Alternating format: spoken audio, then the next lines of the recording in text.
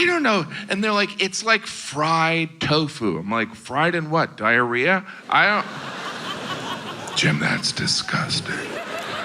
Andrew, don't talk about the Hong Dao saga. Nah, man, how'd you know I even wanted that? Yeah, I mean, fortune cookies are, after all, like some mystical Chinese genie. So, David, that's not an aspect of Chinese food that you're gonna defend, huh? America's Funniest Dad, Jim Gaffigan, has 20 minutes of Chinese jokes. That's a lot. So we're gonna watch it through, break it down. We're gonna see if it's funny, insightful, or maybe offensive. Yeah, I think anytime these gigantic American pop cultural icons have a lot of commentary on Asian culture or Chinese culture, it is totally worth breaking down, trying to understand what they were trying to say, point by point, joke for joke. Make sure you like, subscribe, turn on your notifications. You watching the Hot Pot Boys. Let's get into the first joke.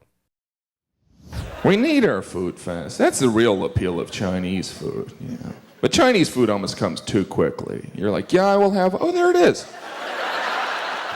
How'd you know I even wanted that? How'd you know I even wanted that?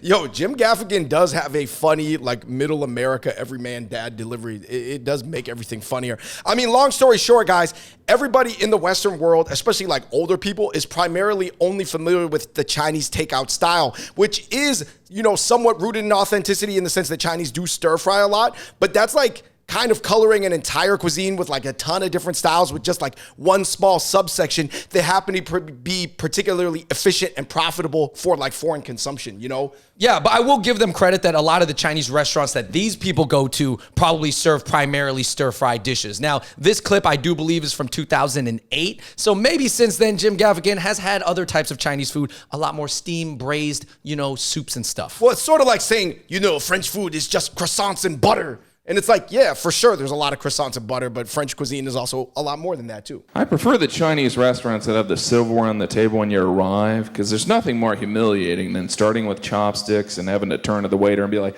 yeah, hi, I'm too white. Do you have a shovel back there? Dude, it's referring to the spoon as a shovel is hilarious, because Chinese people, we do have spoons, but more for like soup, right? And tong, but like, man, the shovel is really for like mashed potatoes. And you know the funny thing is too, it's like, Andrew, we're definitely not in Jim Gaffigan's like main, I guess, comedy show attending demographic, but it's still funny. Like the way he says it, he's very talented. I mean, I'll say this.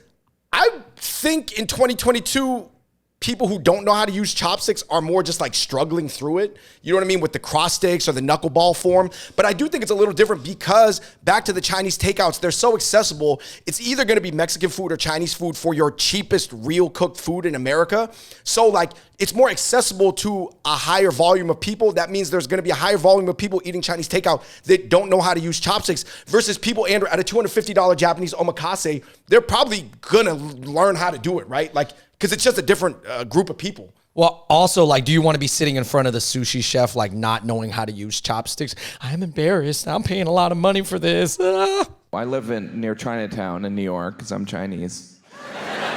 And like most Chinatowns, a lot of the restaurants in Chinatown have live seafood tanks in the windows. And I'm always like, do you want us to come in there, or are these sea monsters protecting your establishment? Because I am scared. Yo, this is actually pretty funny, Andrew. I would never, you know, think to compare like the Loch Ness Monster and just like dinner.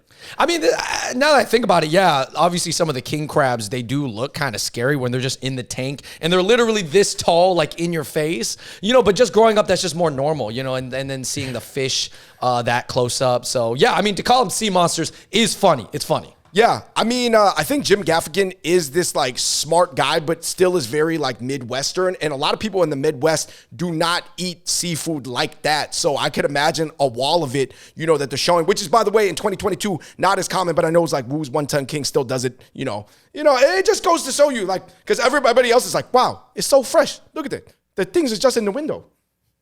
Think about it. As a kid, you walk in there with your parents and then you're looking at the tank and your parents are like, yeah, that's a good fish. Yeah, I would say that if you are like a coastal Asian, for sure, you are not scared of just picking one of those up. Like you would pick up a king crab from the back and you'd know how to avoid the pinchers and everything. It's just like, man, this came from 20,000 leagues underneath the ocean, but just, I don't care. Is it funny though that American seafood restaurants, because there is a lot of American boils out there because, you know, they still eat crab. No, there's still a big coastline in America. Yeah, but like they don't have them in the tanks. That's different. Like they have them in the back. Like there's something about being American where you're like, oh, don't show them all the food up front, you know? But then again, other steak restaurants will be like, oh, here's your piece of steak that you get to grill, you know? Oh, yeah, but they'll never, like, bring out the big-ass crab that you're about to eat and put it on the table. No, it is true at Asian spots, Andrew, sometimes they might let it crawl around on the table. It's possible. There is a weird sense of like, yes, look at how alive this is, and look how tasty it will be. And I love Chinese food, and I love the Chinese culture, and I'm not just saying that because we're all going to be working for them in 6 months. David, is America working for China ever since Jim Gaffigan made this joke maybe like 4 or 5 years ago? Well, if you work at TikTok or AMC or something like that, maybe.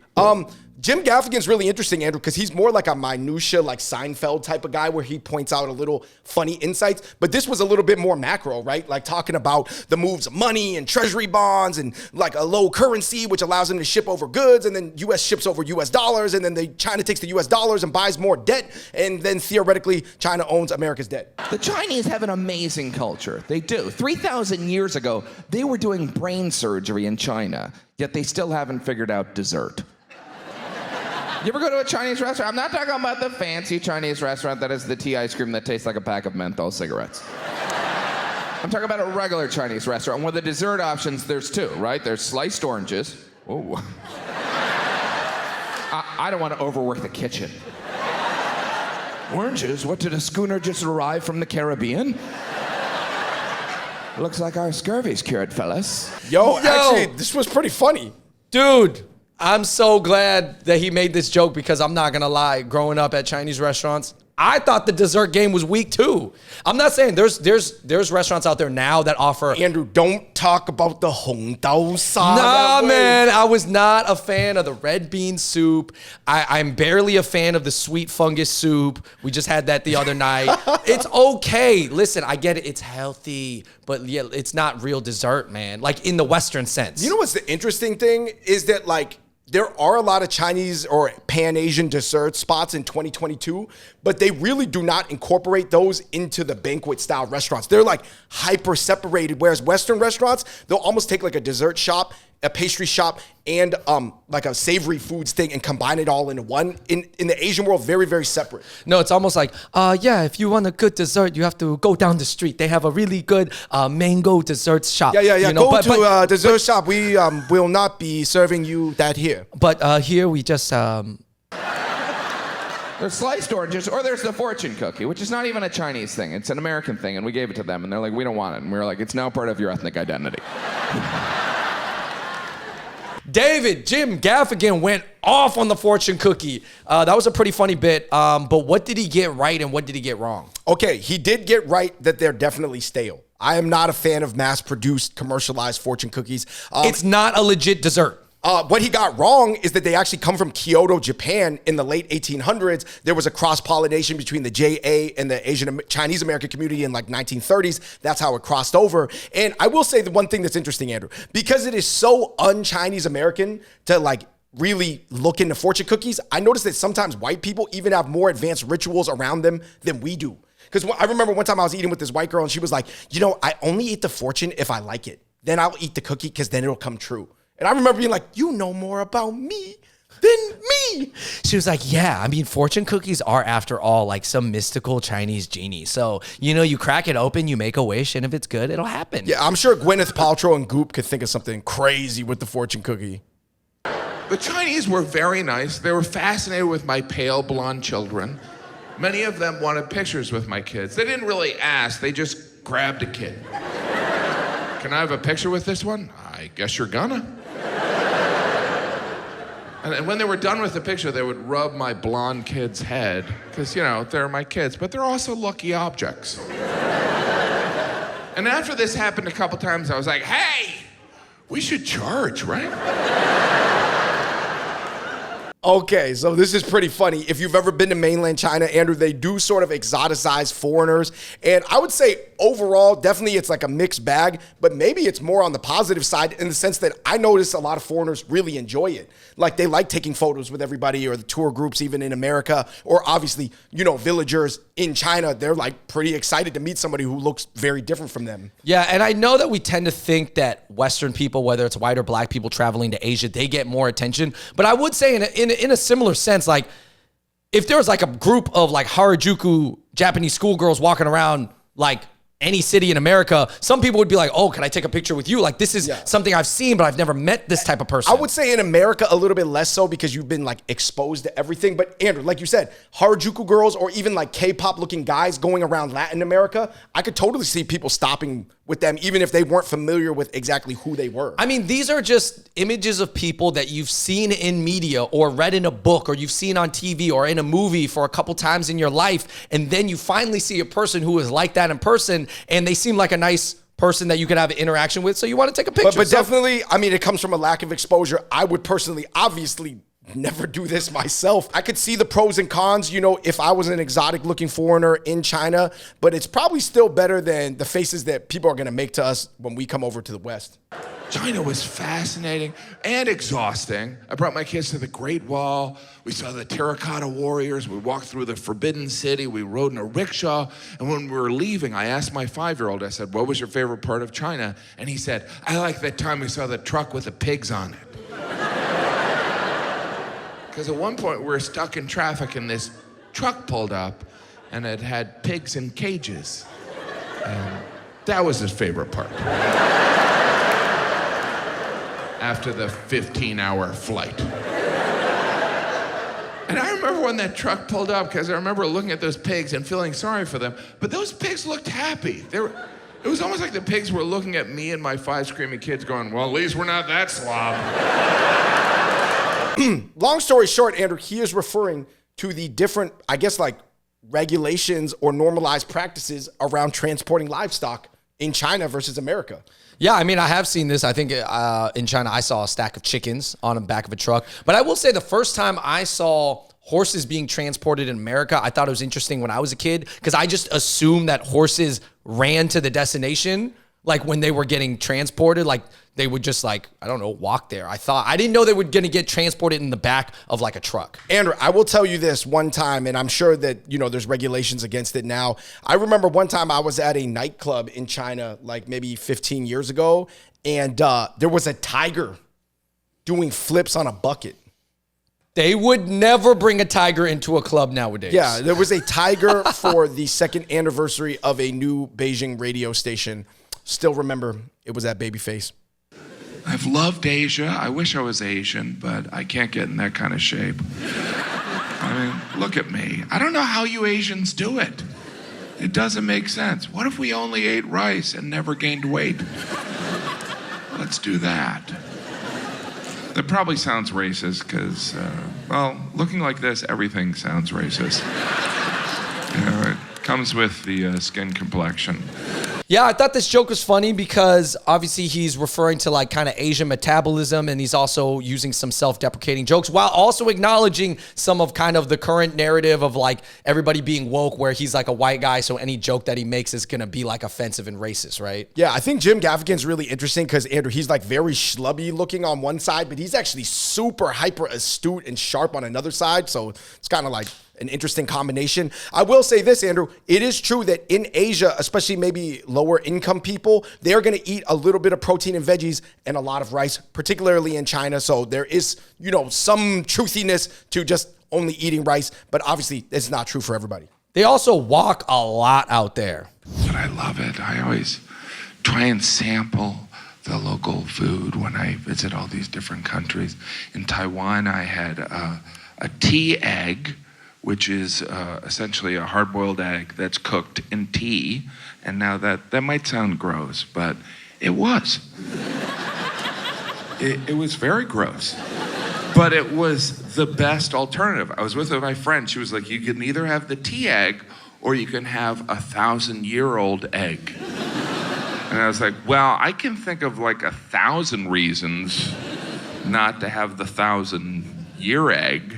So I started eating the tea egg, a bit in, and the yolk was green. And it wasn't St. Patrick's Day or anything. And I was like, this is, because, like some food when it turns green, I don't know, that's concerning. That's when you usually stop. I looked around, everyone was continuing to eat their tea egg, and I was like, you know what, Taiwan, they got good medical here. Okay, man, some Taiwanese people do not get triggered by the Taiyedan, the tea egg slander. I actually think, in a weird way, Andrew, the Taiwanese version has, like a lot of star anise. The Hong Kong version, a little bit more soy sauce braised. Anyway, that's semantics. Let's not get into that. Andrew, the 1,000-year-old egg that he's referring to that he refused to eat, Andrew, is actually an unfertilized duck egg that is cured with salt, ash, clay, and lime. And that's actually how you get to this almost like ripe cheese, blue cheese type vibe. It looks weird though. Yeah, I don't blame people for being weirded out by the color of the 1,000-year-old egg at first. Obviously, it's not actually 1,000 years old, but like the colors of the egg are literally just inverted. So it's like if you go on your phone and you want to invert your colors to a black screen, that's how that 1,000-year-old duck egg looks, the pidan. But yeah, I mean, overall, guys, it is kind of a weird egg. It even, I feel like even for kids, it might take some time to get used to, but it's kind of like chicken feet, like fung tao. It's one of those things where you appreciate it when you get older, but when you're a kid, you're kind of like, You gotta get at least a middle tier version to high tier version though. Like a bad pidan is no good. But now, I didn't really like pidan when I was really young, but now I love it. Especially with tofu. Asian country, obviously very complex and unique, but like there's mysteries in all of them, right? Like in Taiwan, they are Chinese people, but the country is called the Republic of China, but it's not China. And they get angry there. This isn't China, we're Taiwan, and we're Chinese. And you're like, Okay.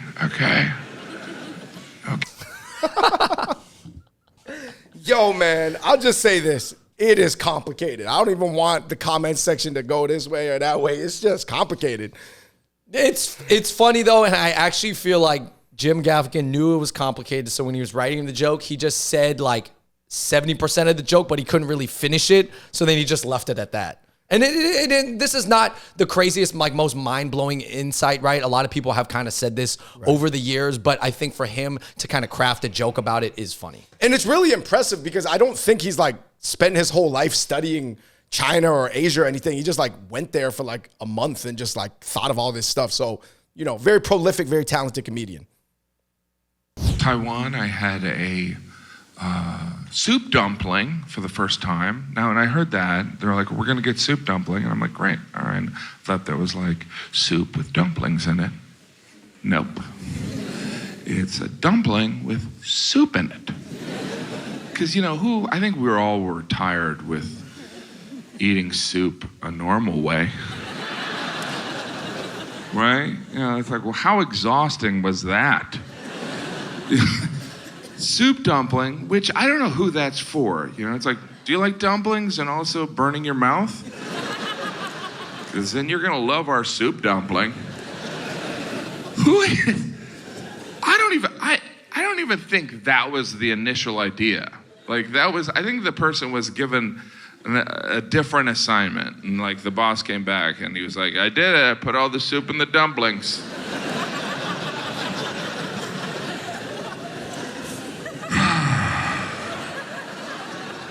If your dad didn't own this company. I think it's funny that he was able to make jokes about soup dumplings. Obviously, I think anybody who's had one thinks it's delicious, but yes, it can burn your mouth.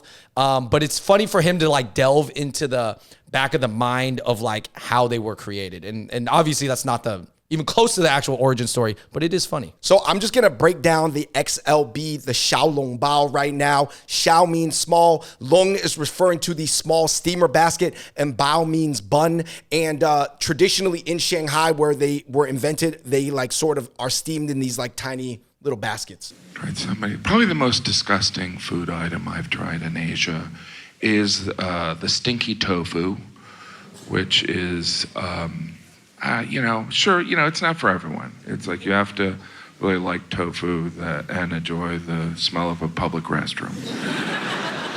First of all, calling it stinky tofu is like probably the biggest undersell I've ever seen. That's not stinky. That is like, it's not, stinky doesn't make you gag. It was, I don't know. And they're like, it's like fried tofu. I'm like, fried in what? Diarrhea? Jim, that's disgusting. Oh man, yo, fried in diarrhea is a crazy way to describe it. I mean, this is a very polarizing dish. I would say if you get it at the night market in Taiwan, obviously it's a lower quality version. If you get it at a restaurant, it might be only 5 out of 10 stinky and 10 out of 10 flavor that you savor. But a very, very polarizing dish, Andrew, even amongst other Asians. I know at the 626 night market in LA, Andrew, they removed it. For a while, they had it with the fans, you know, to try to blow it away. But after a while, they just gave up. They're like, you know what, man? The sponsors, they don't want this. Listen, it's a jarring smell, and I think that you have to eat a lot of it to fully appreciate it. Even me, I wouldn't like lean towards, I'm not like looking forward to ordering it all the time, right? But man, like it is jarring. It's not like a durian stinky. It's next level. Durian's like whatever, but like the stinky tofu is, ooh. I don't know if that's one side of like Asian culture or Chinese culture or, you know, whatever Taiwanese culture that I'm going to be dying on a sword for. Are you saying you're not going to the grave defending stinky tofu? David, that's not an aspect of Chinese food that you're going to defend, huh? You don't want to stand up for it? We all have hills in our lives that we're willing to die on, but you're limited. You can't die on every hill. Stinky tofu, cho tofu, not one of the hills I'm going to lend my soul to. There's an apparent shortage of napkins in all of Asia. there is, it's just a cultural difference. You ask for napkins in Asia and they're like so suspicious. They're like, it's like you ask for their PIN code to their credit card or something. What do you need them for? I don't know, wipe my mouth? But that's just the Asians are better at eating. You know, Westerners were just like, oh, shoot, missed my mouth again. Whereas Asians are like, I can do it with 2 sticks, better than you. You guys have a fork and you miss still.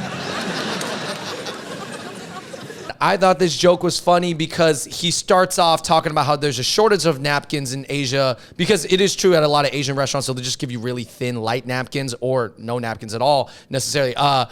Or not a lot to start off with, but then he flips it into using it against how Americans eat, like, you know, very messy. So, you know, I thought that was a good, like, comedian trick. Still some debate whether a napkin is a tissue in Asia, too, right? Have you noticed that? You're like, sit down at a restaurant, they give you a box of tissues. I'm like, I don't know, I don't have a cold. I was in Beijing, sat down at a restaurant, and looked to the right, there was a roll of toilet paper. How bad is the food here? You know what, you're gonna need this. You're gonna need it right here at the table. Ironically, went in the bathroom, no toilet paper. Yo, this story is actually pretty funny about having toilet paper given to you at the cheap restaurant on the table to wipe your hands in your mouth, Andrew, and then him going to the bathroom in Beijing and it not having any toilet paper. I'm not gonna lie, this is a very Beijing thing. I wouldn't even say it's fully like Shanghai, but it's just like, I could totally imagine an astute, funny, westernized comedian just writing like 100 pages about Beijing in like 2 weeks. Yeah, just the culture there, Andrew, you kind of gotta carry your own Kleenex, toilet paper, hybrid things with you. And I'm not sure exactly why that is, but it is. I mean, I guess I could see from an economical standpoint, there's so many people in China that if they had like rolls of toilet paper, I don't know, maybe, and this is more at like, you know, the middle and lower middle like stalls, you know, like not any nice restaurant's going to give you probably everything you need nowadays. However, you know, at those type of restaurants, yeah, maybe people will take the toilet paper or something, or maybe they'll waste it. I don't know. There's so many like practical reasons why they wouldn't do that. Andrew, you're saying the toilet paper game in China is like not that deep? It's not that advanced, man. I don't really see a big push for like Charmin Extra Soft 4-ply super cloud technology for your butthole with lotion. Oh, Andrew, people are about their toilet paper in the U.S. They got opinions. It's weird, you know, the squat toilet. That's what it's called, squat toilet, which is like no toilet. It's like even calling it a toilet is dishonest. It's just a hole. right? That's where my adventurous, I love cultures stops. Like the whole toilet, I'm like, I'm out. You know what I mean? You know what? And I was like in Beijing, and I was like, you know what? I'll wait till I get to Hong Kong. You know? I'm just gonna, first of all, I don't know if I can physically do that. I don't know if I can do that. And I can't do that name, that's for sure. You know what I mean? It was just like, it was too much. Oh, man. One of the favorite things about mainland China is the squat toilet. I know a lot of expats really can't deal with it. You have to get, in the Asian squat position. Theoretically, it's actually more anatomically correct, but it's just, I could see for Western people, Andrew, that's why he said he's just going to hold his poop until Hong Kong. Yo, that was pretty funny where he said, you know what? This is where I draw the line of I love to travel and I love to learn about different cultures. So he's acknowledging, listen, guys, I love different cultures, but this is it, man. I got to go poop and I got to go poop the way I'm used to going poop. I can't do this. I get it. The first time I squatted, I didn't really like it. You got to aim. Have I gotten some stuff on my pants before? There's a learning curve. There's a learning curve, and you do kind of have to be flexible. Sometimes you got to hang on to the side. It's not my preferred way to poop, okay? Yeah, I do think it's changing in 2022 for sure. I don't think they're building that many more new squat toilets, but for sure, still around in mainland. Hey, China's a very practical place, so if they can build a squat toilet with less materials and less wastefulness and less building for cheaper, because it's cheaper, I don't know. I see them doing it, yeah. To Beijing before. The last time I was in Beijing, there was a smog alert, so everyone was wearing the masks. I was like, wow, a lot of surgeons here. And there was the masks. You'll see masks for different reasons. Like in different countries. Like in China, they wear the mask because there's all the pollution. In Korea, they wear the mask because of the Chinese pollution. And in Japan, they wear the mask because they're crazy. Yo, this one was funny because these are sort of stereotypes that you wouldn't think that like Jim Gaffigan would know about just visiting Asia for like a few weeks, He's talking about the Chinese pollution in Beijing, then that same Chinese pollution floating over to Korea. I'm sure everybody in Korea is super mad about it, but they're going to mask up too. And then, of course, the hilarious joke, Andrew, that everybody laughs at, the Japanese people are just crazy. All in all, Andrew, we did not even get to cover all of Jim Gaffigan's Asian jokes or Asian American jokes. He had a whole special called The Asian American. We just mostly covered the Chinese ones. Andrew, were they funny? Were they insightful or were they offensive? All right, so on the funny scale, I would rate it, I laughed, man. I'd give it a 5 out of 5 funny. On the insightful scale, I would say maybe 3.5, 4 out of 5. It wasn't mind-blowing insights, but the way he crafted some of the jokes was good. Obviously, he's a professional. He's super rich and famous, and he's one of the comedic legends. His joke crafting ability and ability to be prolific is like a 10 out of 10. Yeah, and he's just prolific to make that many jokes about, Asian culture and not offend them.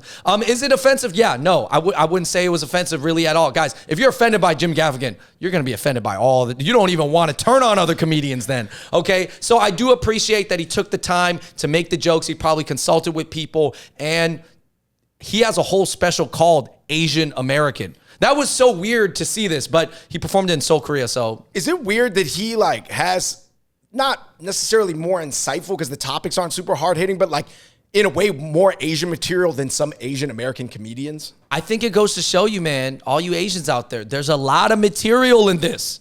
We've been telling you guys. That's why our channel is 70% about Asian culture, because I'm like, guys, there's a lot of intellectual property here to work off of. And Jim Gaffigan sees it. So I think if you're a funny person, there's just a lot of jokes to be had. I definitely think all Chinese Americans who have 10 minutes, it's worth watching these great American pop cultural icons analyze your culture from an outsider perspective. Obviously, it's coming from a narrow set of experiences and only the reps that they've seen. Obviously, they haven't gone out and lived everybody's life, but it's definitely funny. Please let us know in the comment section below what you thought of his jokes, what you thought of our analysis, and is this a good way to see how Western people perceive Asians?